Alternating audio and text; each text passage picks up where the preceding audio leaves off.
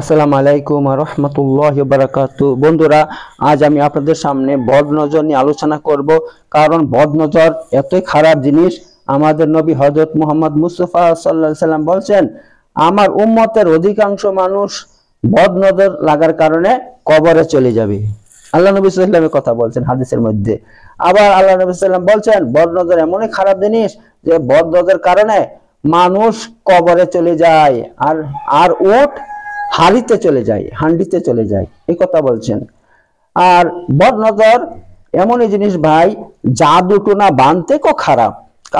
কারণ হচ্ছে জাদু টোনা বান যদি করা হয় তাহলে তার প্রভাব আস্তে আস্তে শরীরে পড়তে থাকে বা আপনার বাড়ি ঘরে পড়তে থাকে। কিন্তু বদনজর এতই ভয়ঙ্কর, এতই ভয়ঙ্কর, এদিকে বদনজর দিলে ওই দিকে সঙ্গে সঙ্গে জিনিসটা ধ্বংস হয়ে যায়, সঙ্গে সঙ্গে ধ্বংস হয়ে যায়। এর জন্য এই বদনজর একটা খুবই খারাপ জিনিস। আর বদনজর যদি আপনার শরীরের মধ্যে পড়ে, তার কারণে কিন্তু আপনার এমন ভয়ঙ্কর ভয়ঙ্কর রোগ হবে, যে রোগ আপনি ডাক্তার দেখিয়ে ভালো করতে পারবেন না। ডাক্তার আপনি যেত দেখান, ডাক্তার এখন ওষুধ খাটবে না, হ্যাঁ, আর ডাক্তার রোগও ধরতে পারবে না। যখন সে পরীক্ষা করবে তখন সব নর্মাল দেখাবে, অথচ এই রোগটা বদনজরের কারণে হয়।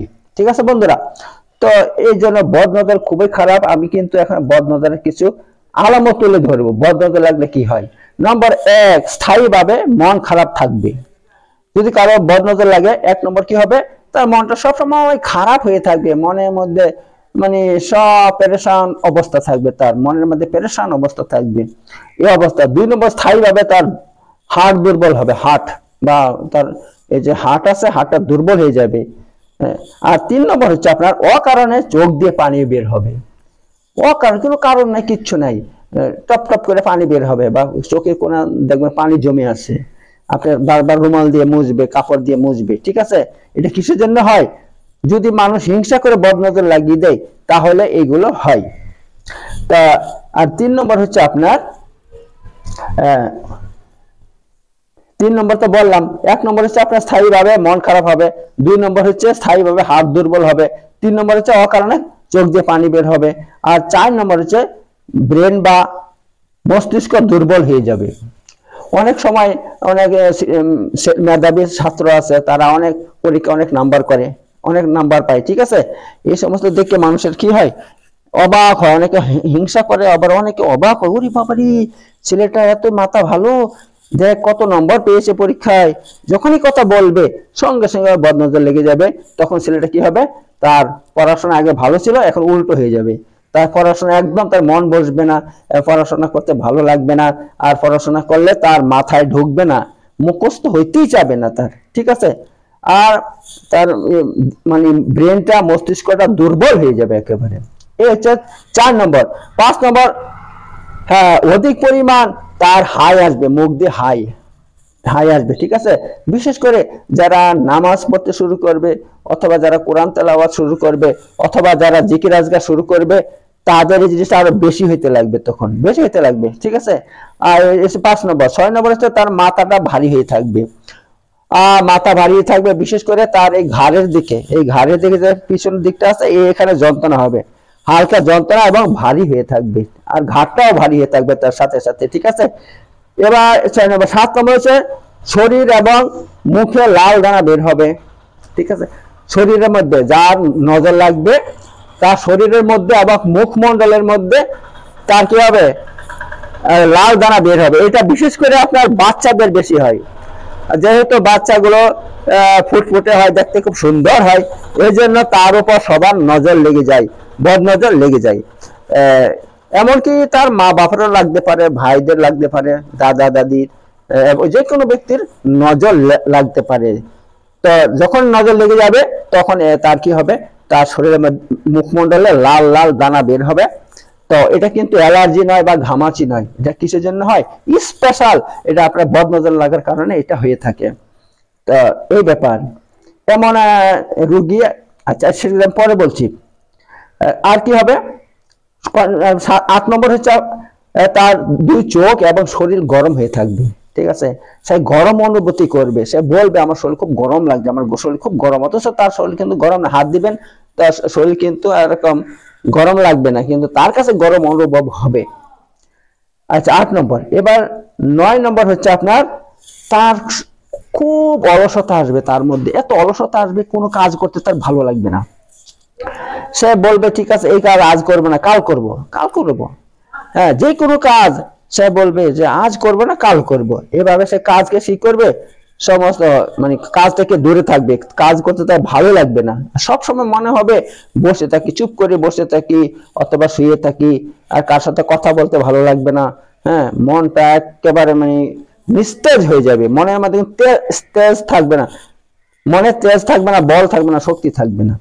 এ হচ্ছে ব্যাপার, মানে সব কাজে অলসতা, অলসতা তার মধ্যে খুব বেশি ভাবে বেড়ে যাবে। আর 10 নম্বর হচ্ছে তার কোনো খাবার খেতে ভালো লাগবে না। সে কোনো খাবার, তাকে যে কোনো খাবার দেন তার খেতে ভালো লাগবে না, মানে খাবার দেখে তার রুচি হবে না। 11 নম্বর হচ্ছে তার পেটে খুব গ্যাস তৈরি হবে, অকারণে, সে কোনো কারণ নাই, কিচ্ছু নাই, খুব গ্যাস তৈরি হবে, বদনজর লেগে গেলে গ্যাস তৈরি হবে। আর বিশেষ করে খাবার খাওয়ার সময় যদি কেউ বদনজর দেয়, হয়তো আপনি দেখা যাচ্ছে আপনি খাবার খাচ্ছেন কোনো হোটেলে বসে বা কোনো কোথায় বসে খাচ্ছেন আর কি, আর খুব মুখরোচক খাবার খাচ্ছেন, আর অনেকে ফেল ফেল করে তাকিয়ে দেখছে, যখনই দেখবে তখন বদনজর লেগে যাবে। লেগে গেলে তার আলামত কি হবে, আপনার পেটের মধ্যে গ্যাস তৈরি হবে, গ্যাস তৈরি হবে, পেট ফুলতে লাগবে, পেটের মধ্যে বুটবাট ফুটপাট করতে লাগবে। হ্যাঁ, এবং দেখবেন আপনার শরীর অসুস্থ হয়ে পড়বে সঙ্গে সঙ্গে। আর এমনকি আপনার দেখবেন আপনার বমি হবে, তো টক টক বমি হবে, একদম টক হয়ে যাবে, ভিতরে যা আছে সব টক হয়ে যাবে একেবারে, মানে ভয়ঙ্কর ভাবে আপনার বদনজর লেগেছে জানতে হবে। হ্যাঁ, এই অবস্থা এইগুলো দেখা দিবে। ঠিক আছে বন্ধুরা, তো এর একই উপায় আছে, আমার কাছে পানি পড়া আছে, আমি পানি পড়া দেই। ওই পানি পড়া যদি খায় সঙ্গে সঙ্গে তার গ্যাস পেশ এবং পেটের যত কিছু সমস্যা আছে সব কোথায় পালিয়ে যায়, সে খুঁজে পাবে না, এমন অবস্থা হয়ে যায়। আলহামদুলিল্লাহ, এরকম ভাবে তার ভালো হয়ে যায় পানি পড়া যখন আমি দেই। হ্যাঁ, তো এবার আমি আপনাদেরকে তার চিকিৎসা নিয়ে বলবো। আপনারা যদি নিজেরা চিকিৎসা করতে চান, নিজেরাই জানেন, তাহলে চিকিৎসা করে নেবেন বাড়িতে। তার জন্য কি করতে হবে, আপনি প্রথমে 7 বার, কম করে 7 বার দরুদ ইব্রাহিমী পড়বেন, যে দরুদটা আমরা নামাজে পড়ে থাকি। হ্যাঁ, ওইটা পড়বেন 7 বার। তারপর আপনি কি করবেন, 7 বার আলহামদুলিল্লাহ ফাতিহা পড়বেন, 7 বার কুল আল্লাহু আহাদ, তারপর 7 বার কুল আল্লাহু ফালাক, 7 বার কুল আউযু বিরাব্বিন নাস। হ্যাঁ, এইগুলো পড়বেন, আর 7 বার আয়াতুল কুরসি পাঠ করবেন। এবার এই দোয়াটা পড়বেন 7 বার, আসআলুল্লাহল আযীম রব্বাল আরশিল আযীম আইয়াশফিয়াক, এটা আপনি 7 বার পড়বেন। তারপর আপনি 7 বার পড়বেন আউযু বিকালিমাতিল্লাহি তাম্মাহ ওয়া মিন কুল্লি শাইতানিন ওয়া হাম্মা ওয়া মিন কুল্লি আইনিন লাম্মা, এটা আপনি 7 বার পড়বেন। ঠিক আছে বন্ধুরা, তো আরেকটা কথা বলি, দেখেন যদি বাচ্চা ছেলেদের আপনার বদনজর লেগে যায়, তাহলে আপনি এই নিচের আমি দোয়াটা পড়বো, এটা আপনি পড়বেন, পড়ে মাত্র 1 বার পড়বেন, 1 বার পরে ফুদলেই সঙ্গে সঙ্গে সে খেলতে শুরু করবে ইনশাআল্লাহ। তার কারণ আমি আপনাদেরকে বলে দিচ্ছি, একবার রাসূলুল্লাহ সাল্লাল্লাহু আলাইহি ওয়াসাল্লাম খুব মন খারাপ করে বসেছিলেন, তখন জিব্রাইল আলাইহিস সালাম আসেন, এসে বলছে, হে মুহাম্মদ সাল্লাল্লাহু আলাইহি ওয়াসাল্লাম, আপনি এভাবে মন খারাপ করে কেন বসে আছেন, কি অবস্থা, কি হয়েছে বলেন দেখি। তখন তিনি বলেন, আমার আদরের দুলাল 2 নাতি হাসান হোসেন অসুস্থ হয়ে বিছানায় পড়ে আছে, উঠতে পারছে না, তাদের মন খুব খারাপ, কথা বলতে পারছে না, এই জন্য আমার মনটা খারাপ হয়ে গেছে।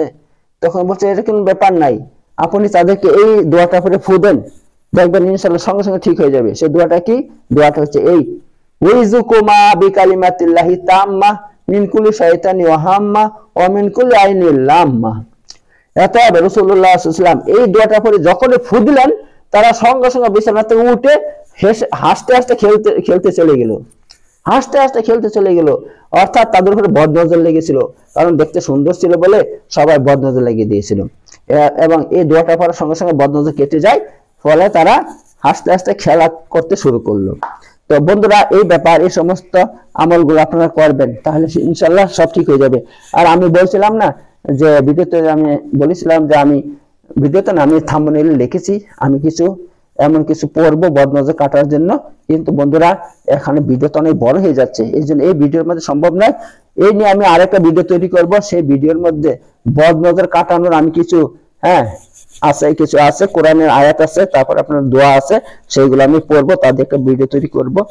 আর সেগুলো যদি যাদের বদনজর লেগে থাকে তারা যদি শুনে সেগুলো ইনশাল্লাহ প্রতিদিন একবার যদি শুনে, 3 দিন শুনবে, একদিনে কেটে যায়, ঠিক আছে, একদিনে কেটে যায়। তারপর আপনি যদি 3 দিন শুনেন তাহলে ইনশাল্লাহ আপনার বদনজর একদম থাকবে না, সব ঠিক হয়ে যাবে একেবারে। তো এই ব্যাপার বন্ধুরা, এই ধরনের দেখুন ভালো ভালো ভিডিও, এরকম দলিল প্রমাণ দিয়ে কোরআন হাদিস থেকে আমি তুলে ধরি আপনাদের সামনে। আমি কিন্তু বেদাতি আমল আকীদা মানুষের সামনে রাখি না, কারণ আল্লাহর কাছে হিসাব দিতে হবে।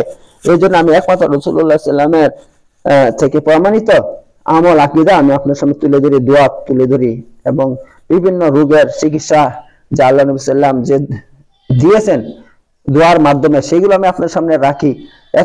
এমন চ্যানেল, দুর্লভ চ্যানেল, এমন অনেক আপনার পাবেন, চ্যানেল পাবেন তারা দোয়া দরুদ বলে, তার যাতা বেদাতি দোয়া দরুদ বলে দেয়, হ্যাঁ, কিন্তু না, আমি তা করি না।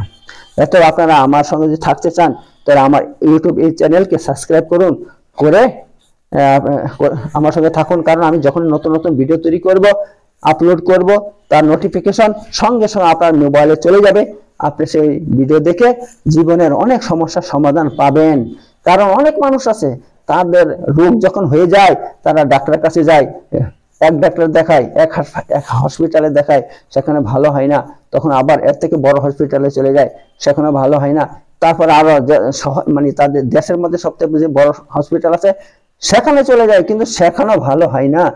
হ্যাঁ, এমন অসংখ্য রোগী আছে যারা বেলুর থেকে ফেরত এসেছে, সেখানে ভালো হয়নি, আমার কাছে এসেছে, আমার কাছে 1 ঘন্টায় ভালো হয়ে গেছে। হ্যাঁ, একটা নয়, দুটি নয়, অসংখ্য রোগী এরকম আছে, আমি কয়টা নাম করব।